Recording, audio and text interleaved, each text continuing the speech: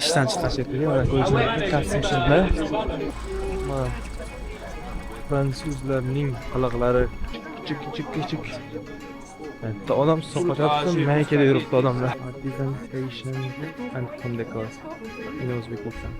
Mana shu yerga. Hadi kel. Что? Oh.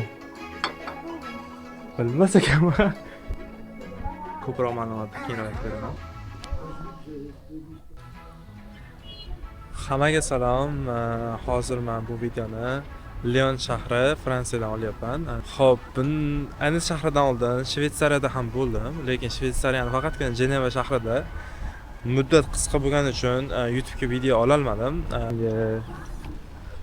Binodan boshqa hech narsa ko'rmadim. Mondalik deyarli hech narsa yo'q. Bu shahar juda katta shahar.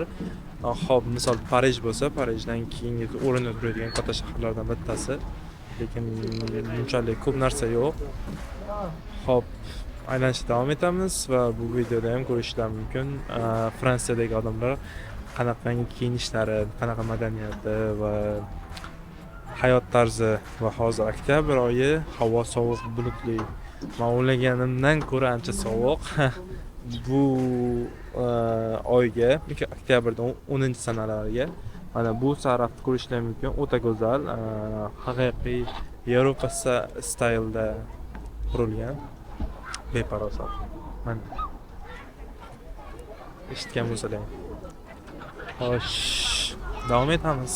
Xo'sh, sizlarga mana ko'rsatmoqchi bo'lgan joy ko'rishinglar mumkin. Mana binoni eskirgan, lekin daraxt, gullar bor, lekin qadimiy, haqiqiy Yevropa stilda ko'rishinglar mumkin. Hamma binolar har xil.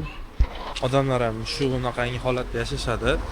Sababi rekonstruksiyaga juda katta pul ketadi va uylar narxi juda qimmat. Chunki bu shaharlar turistik zona bo'lgani uchun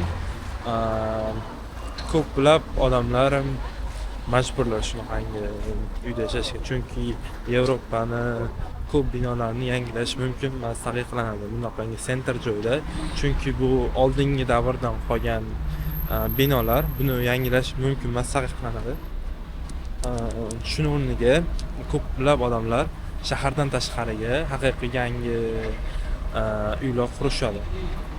Qaranglar. Mana bu jamoat tualeti va xaritam joylashgan. Ko'rishlar mumkin. Qayerda tualetlar borligi yozilgan. Bular hammasi jamoat tualetlari va shaharda umumiy xaritasi qayerda, qanaqangi, misol mana metro qayerda joylashgan, mana tualetlar bunaqangi belgilab qo'yilgan hamma joyda. Va parking, qayerda mashina qo'ysa bo'ladigan parking joylar va mashhur joylarning nomlari.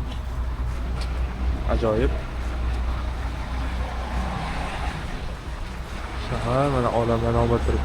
Eshiklari eski, lekin eshiklari tugma bilan ochiladi, avtomat. Mana ko'rishlar mumkin. Ko'plab restoranlar hammasi yopiq, chunki soat 5 mana. Lekin shu soat 8 dan keyin ochiladi bular qaytadan. Mana o'ziga ochilish boshlandi. Mana old taunlari har bitta old davlatda, Yevropada bir xil shunaqangi shakllar qurilgan bo'ladi. Hammasi rang-barang va eski binolar.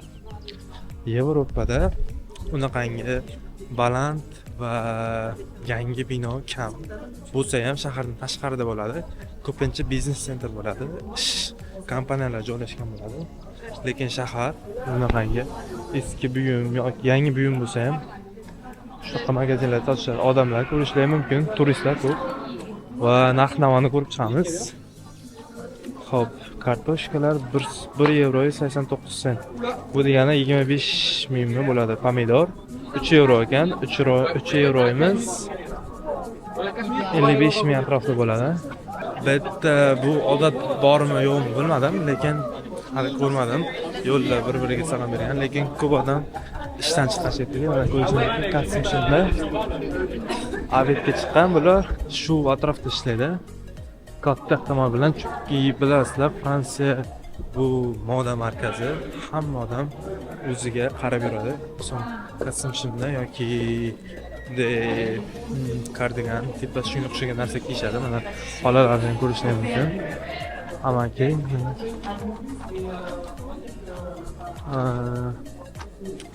shunga Ko'rishlar kitoblar. Oh, chiroyli joy. Allambalo kiyib olgan hamma chet ellik. Mana bunaqa odamlar. Shular chetda yashaydi. Shaharda mana sentr joyiga keldik. Old townda ham sentr joyi bor. Xo'p, mana arqamda turgan bino doimgidek bilasizlar.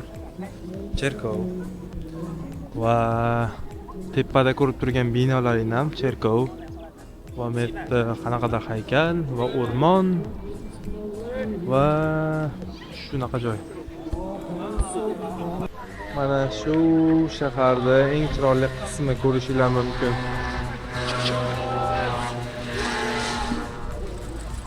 Mana fransuzlarning qiliqlari. Shu mappa. Mana bu zangor joy, bu British tipa kafe. Xo'sh, bitta narsa aytmoqchiman sizlarga. Odamlarda yaxshi narsa bor. Qanday desam bo'ladi? Jamoat transportidan ko'ra velosipedlar juda rivojlangan. Ko'p odam velosipedda yuradi. Hatto Qasim shimda yurgan odam ham velosipedda ko'rsalar ham bo'ladi. Jamoat velosipedlari ham bor. Uni xohlagan joylarga qo'yib ketsalar ham bo'ladi, lekin ko'p odamni ko'rdim hozir. Qasim shimda velosiped minib o'tib ketganimdan. Adashmasam yo'llar juda tor. Ko'plab avtobuslar faqat asosiy yo'ldan yuradi.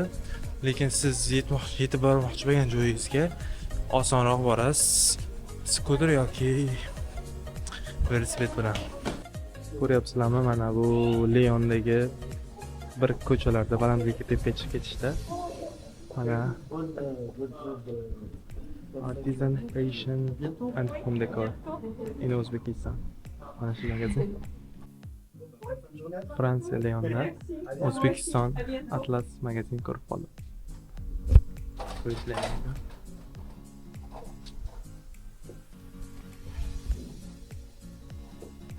Bu qaysi shahardagi bu? Rishton. Oh. Bilmas ekanman. Sizlar do'ppimi? O'zbek do'ppi? Hayır.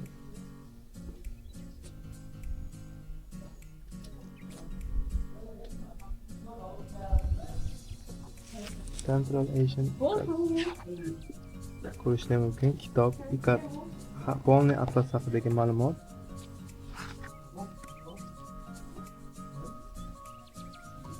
Opamiz o'zbek opamiz chetda yashashayotgan 5 yildan beri. Mana men shu yerdaman. Paytda juda katta shovqin shahrimiz tinch ekan, ancha shuni bildim. Ha, shuni. Odamlar aniq nima desam bo'ladi, spokойно yuribdi.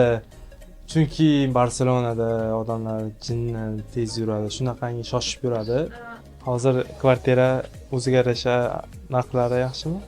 Studiyada, katta kvartirada emas, kichkinaroq studiyada yashayman. Sanda. Bitta narx qancha? Uy arenda.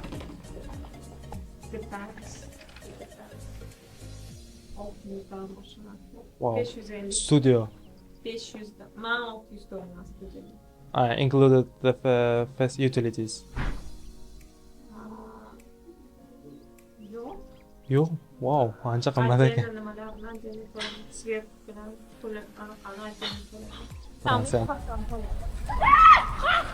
Qaranglar, Leon shahrida yoshlar uchun qanaqadir festival bu 3 hafta, 1 oy atrofida davom etar ekan. Ko'rishlar mumkin har xil o'yinlar, attraksionlar. Juda ham ajoyib. Oktyabr oyida bo'lar ekan bu narsa. Yoshlar arasida ekologiya, ekologik yoshlar, beriklarda yuradigan. Ana shu narsani ko'rdim. Bobo deb nom qo'yishgan ularga. Bobo deyishadi. Bu tomonga. Bobo degani bo'lgan bourgeois. Bitta ham bo'lyapti. Oho, yo'q. U ko'chami? Bitta ko'cha shunaqa bo'lyapti.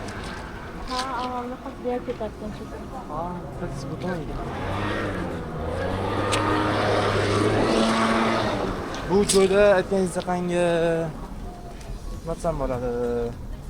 Ishlab chiqarish bo'yicha bo'lsa, Oldin. Oldin. Hozir endi shunaqa. Hozir endi shok ishlab chiqarish deyarli yo'q. Oldin eski shunaqa bo'lgan. Mana shu рабочий городок bo'lgan, рабочий joy bo'lganda. Mana arab kvartiralar bor. Devorga chiroyli rasm chizishgan ekan.